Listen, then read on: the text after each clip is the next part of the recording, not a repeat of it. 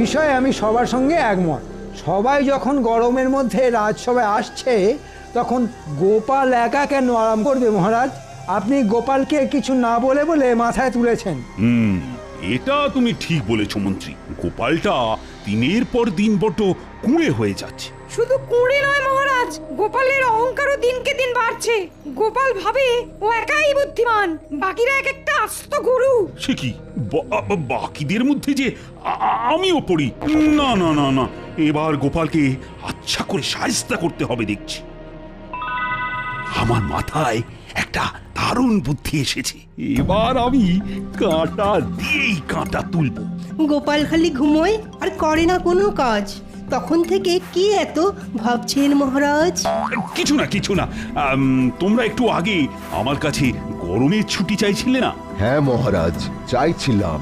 বেশ, আমি তোমাদের সবাইকে 7 দিনের জন্য গরমের ছুটি দেব, আর সঙ্গে দেব 5 মোহর করে পুরস্কার। মহারাজের কথা শুনে আমার চোখ করে ছল ছল। মেঘ না চাইতেই পেলাম আমরা জল। না না না না, এত সহজে মেঘ জল কিছুই দেব না। ছুটি আর মোহর দুটোই পেতে হলে আমি যে কাজ দেব তোমাদের সেই কাজটা যে করতে হবে।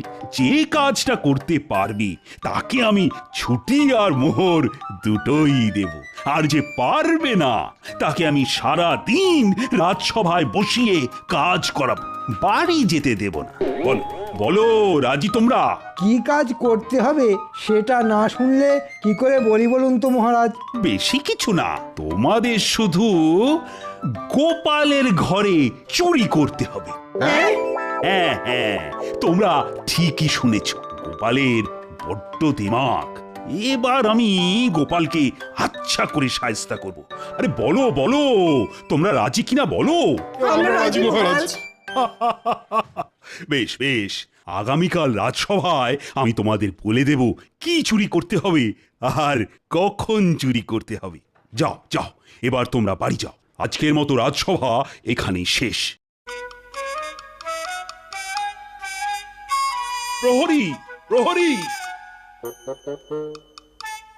বলুন মহারাজ। তুমি এক্ষুনি গোপালের বাড়িতে যাও। গোপালকে গিয়ে বলে এসো আগামীকালও ও যদি রাজসভা কামাই করে তাহলে যেন আর কোনোদিনও নিজের মুখ আমাকে না দেখায়। আচ্ছা মহারাজ, আমি এক্ষুনি যাচ্ছি।